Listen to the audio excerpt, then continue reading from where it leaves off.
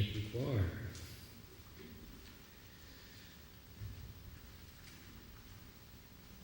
We're starting a new series of sermons today called Post-Easter Christians in a Pre-Christian World. I'll be sharing a little bit about what I mean by that.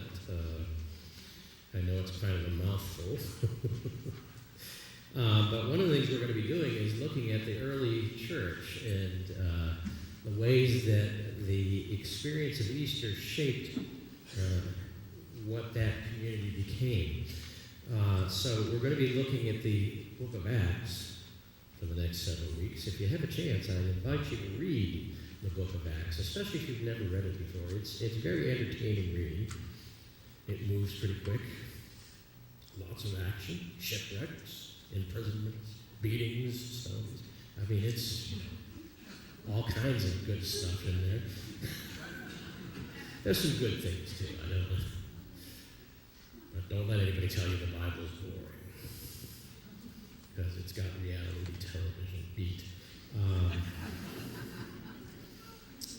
Anyway, and it isn't edited anywhere near as much as reality television. But we're going to read a passage from early in the book of Acts. It's one of the first descriptions of that post-Easter Christian community.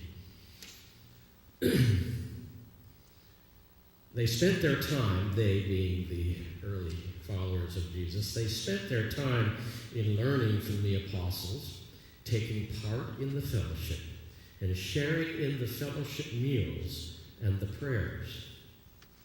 Many miracles and wonders were being done through the apostles, and everyone was filled with awe. Now, it doesn't quite say this, but I kind of think that one of the miracles is about what we're just about to read. Doesn't sound like a usual miracle. It's not necessarily healing, but it's a different kind of healing. And here's one of those miracles, it seems to be. All the believers continued together in close fellowship. That's a miracle. And shared their belongings with one another. They learned how to share all over again. They would sell their property and possessions and distribute the money among all according to what each one needed. That's a miracle. Day after day, they met as a group in the temple, and they had their meals together in their homes, eating with glad and humble hearts, praising God, and enjoying the goodwill of all the people. And every day, the Lord added to their group those who were being saved. May God add a blessing of reading and hearing of the word. Well, as I said, we're starting a new sermon series today called Post-Easter Christians in a Pre-Christian World. And I wanted to share a little bit about that as kind of a prelude to the sermon series. So I'll invite you to bear with me.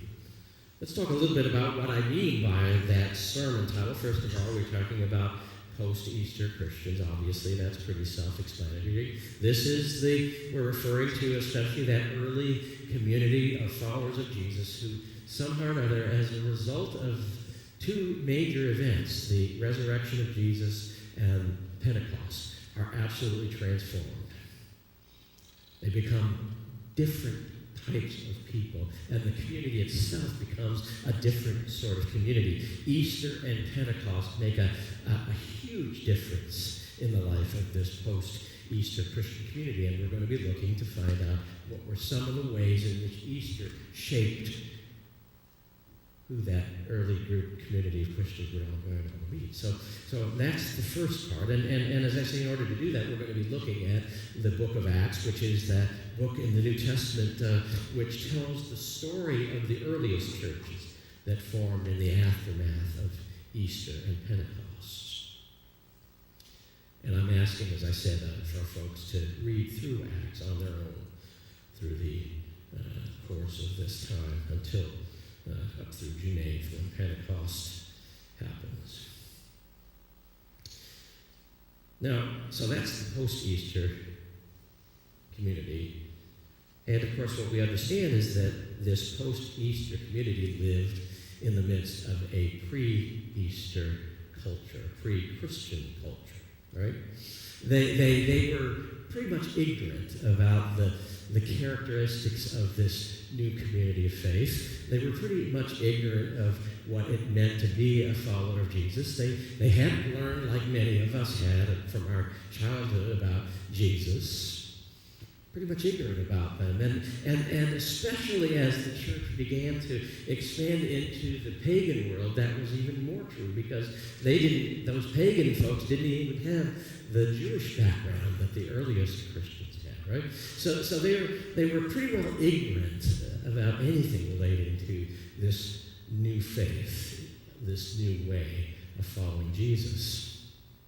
And they met this post-Easter community with a combination of different responses, everything from indifference to intolerance to hostility to curiosity. All of those things at different times was how the pre-Christian world around the early Christians responded to them.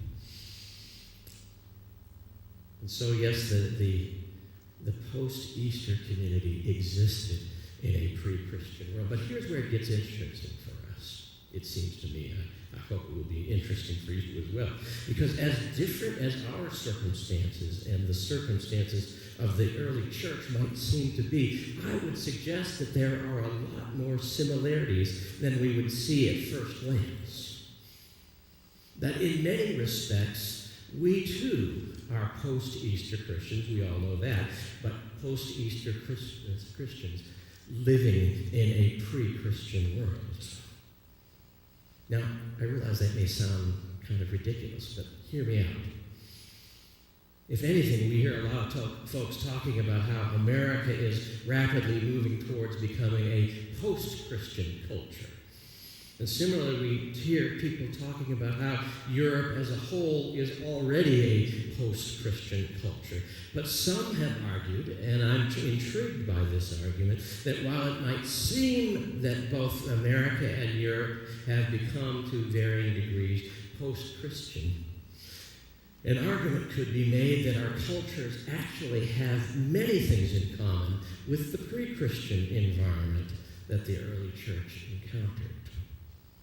That in spite of the trappings of Christendom that are all around us, the presence of churches and cathedrals looming in our landscapes, the thin veneer of Christianity that gets slapped on top of so many aspects of our cultural life, the God bless yous that our politicians spout, the world around us is increasingly ignorant of even the most basic aspects of our faith and who we are as followers of Jesus. And so, like the early church, we tend to be met with that same combination of indifference, intolerance, hostility, and curiosity. Now, those of us who go to church regularly, perhaps we don't quite understand how much of a disconnect there has come to be between the church as a whole and the rest of the world around us. It occurred to me, for example, one time when I was volunteering at Wanakee. Now, Wanakee is a Methodist camp, and the vast majority of kids who participate in Wanakee are kids who've been raised in the church. But I remember one night when I was trying to get this group of 11-year-old boys to stop making noise while I was trying to get them to bed. Stop celebrating every bodily function that you could imagine, and all of those sorts of things. And one of them made some inappropriate remark, and I said, don't forget I'm a pastor. You might not want me to be hearing those things. And one of the kids, it was so dark I couldn't tell who it was. What's a pastor? That's the world we're living in, brothers and sisters. Apart from the increasingly small number of folks who make it their habit to come to church every day, people who have not the first clue about anything related to the Christian faith or what we as Christians, they have their perceptions that are based upon who has the most money and who has the most access to the microphones, right? Do you feel like the people on Christian TV represent you? I don't think very many of us do, but that's if anybody has any perception of Christians, that's where it tends to come from. But we're living in a world where people really know hardly anything about it. In that sense, it's much more similar to the pre-Christian world that the early Christians encountered. And if that's true, that's good news. Because guess what those people did? That post-Easter community turned that pre-Christian world upside down. There were two things that the folks said about those early Christians. First, they said, see how they love each other. They were watching, and they would see, and they would still notice things like, well, they share with each other, like we just read about. See how they love each other. And then second, these are the folks who've turned the world upside down. I'd like to think that those are connected, that they turned the world upside down with love. And so if we truly are living in a pre-Christian world, we have an incredible opportunity to have the same sort of impact on our world that those early Christians did. They had so much against them, and yet somehow or another, they made so much of an impact. And you might say the same thing for us.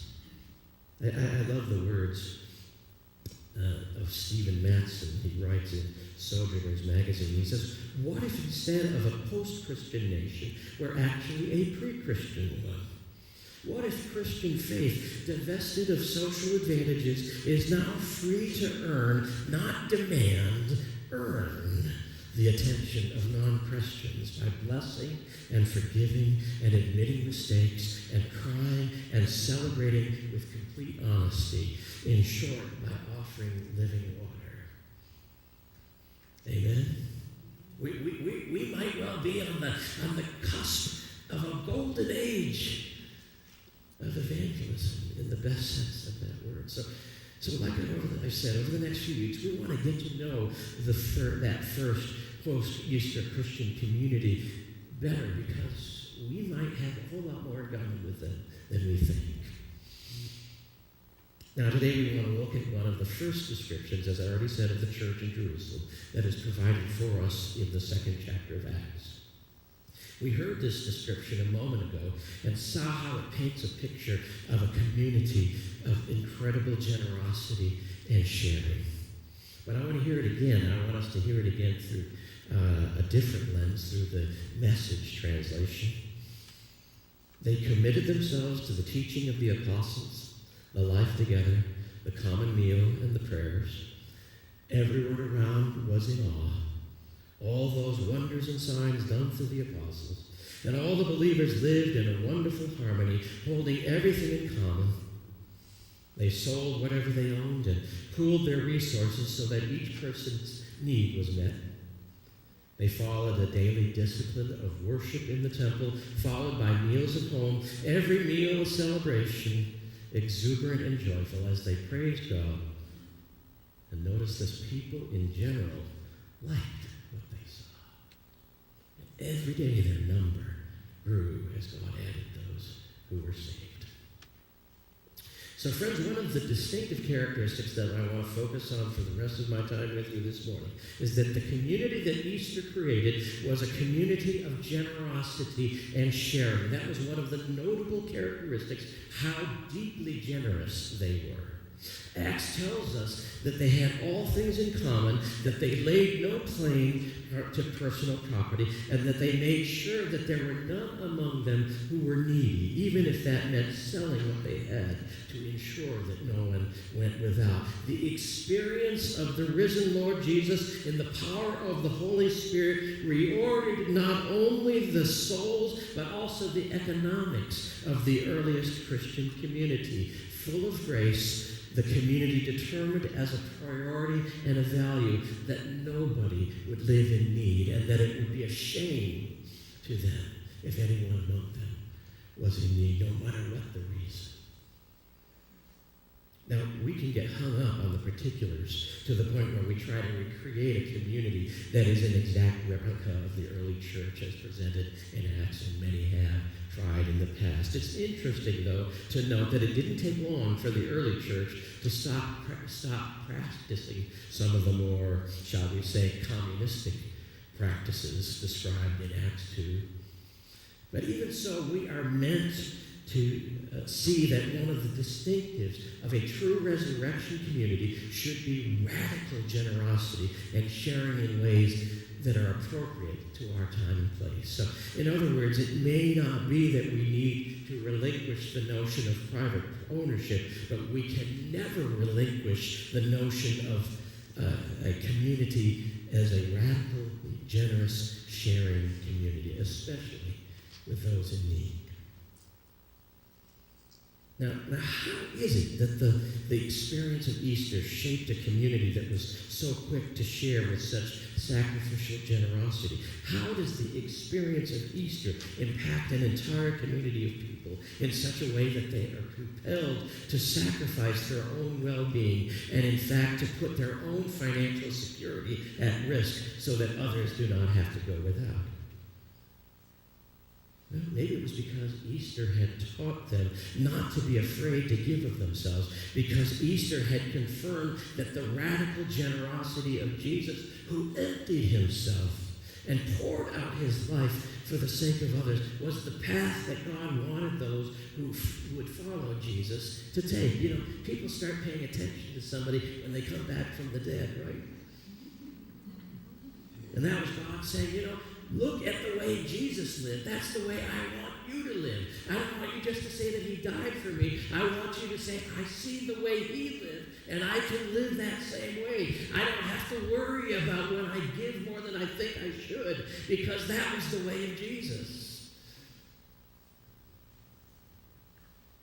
And God placed a stamp of approval on it by saying that that kind of good is so powerful that death cannot stop it. That's the kind of community I want to be a part of, don't you? You know, especially here in America, in this land where God has blessed so many of us with so much, we have an incredible opportunity for our generosity to make a real difference in the world. Did you know, for example, that if every church member in America, just in America, tithe, that is, gave 10% of their income to the church, we could virtually eliminate hunger throughout the world and have still billions left over, all the while supporting our churches at least at their current levels. If every one of us died, we could make it so that no one in this world needed to be hungry. Don't you think that the folks in Acts would be all for that?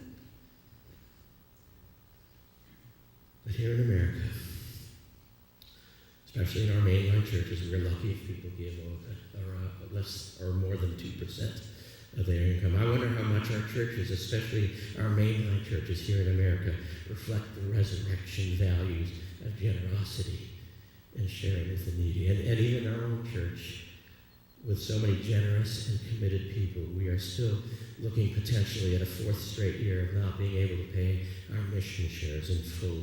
Mission shares that in part at least go to feeding the hungry, healing the sick, clothing the naked, and caring for our retired clergy, of which we have so many blessed examples of here in our community.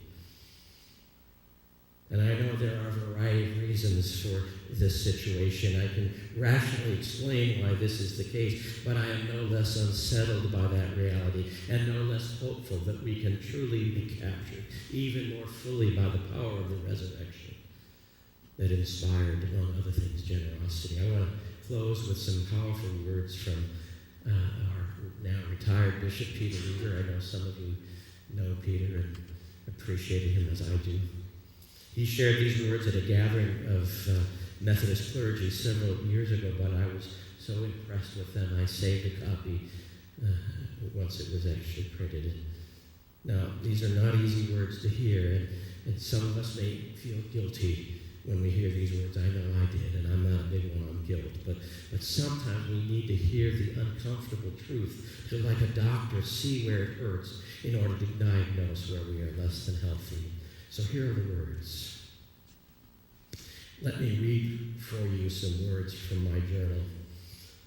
He says, I wrote it during my December visit to Nigeria after visiting our United Methodist Mission Hospital in Zing, where patients desperately wait, sometimes 2 or 3 to a bed, for help, for a doctor. We no longer have one there. Next to the hospital complex is a new state-of-the-art, at least for Nigeria, eye hospital, also with no doctor, no funds, only a very dedicated nurse. When there was a doctor there, hundreds would come from as far as Cameroon. There are so many in Africa suffering from eye diseases carried by water and insects. Many are blind and waiting for help. No doctor, no mission funds, waiting. The nurse asked me why the United Methodists in the U.S. could not provide more help like it used to. The day before, I had been in a wonderful outdoor service of about 8,000 in a remote area where some of the people had walked for days to get there. Most of those who came are very financially poor, but very rich in spirit. When the offering time came, and you've heard me speak about this, some of you, the music started, and then the dancing. The people from each area represented came joyfully processing, singing and dancing up to the large offering basket. Children, old folks, teenagers who had climbed up into the trees so they could see, mothers with babies wrapped on their fronts, singing and dancing, led by the pastors dressed in black robes and white skulls that fluttered and billowed like wings of the Spirit, singing and dancing. Such joy, such generosity, such faith that if they risked giving their little, God would provide for tomorrow. No 401k plans here. Many of the pastors and DSs hadn't been paid for months. The pastors were leading, and they called on the bishops. Bishop Natambo from the Congo, where they did this almost always, and Bishop Weaver from New England, where they do this almost never.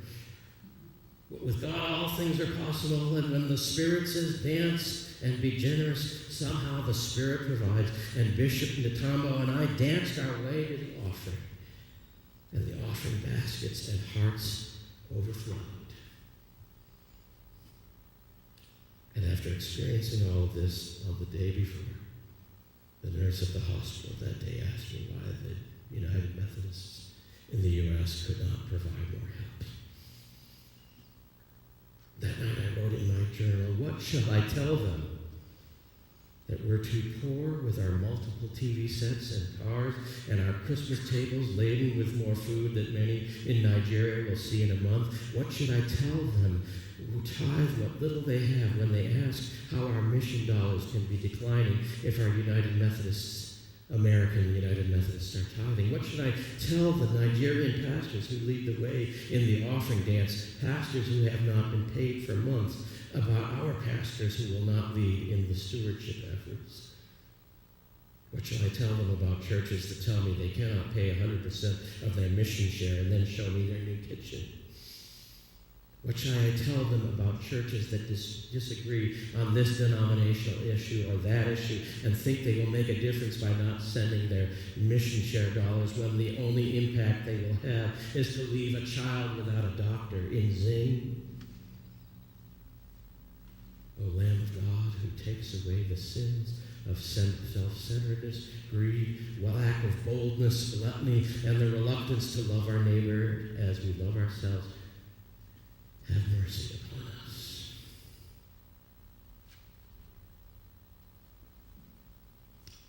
Well, friends, the church in Jerusalem turned their world upside down. The community that Easter created, this post-Easter community in this pre-Christian world, caused a stir when they used their resources to make sure there were no needy among them. The witness of the resurrection, friends, still calls us to do the same, perhaps over a larger expanse than in those earlier simpler days, to be sure, but with so much greater resources at our disposal. The resurrected Christ still calls us to give our lives for the sake of others in the same way that Jesus poured himself out for our sakes, with the same promise that because he lives, we too will live. May we become that post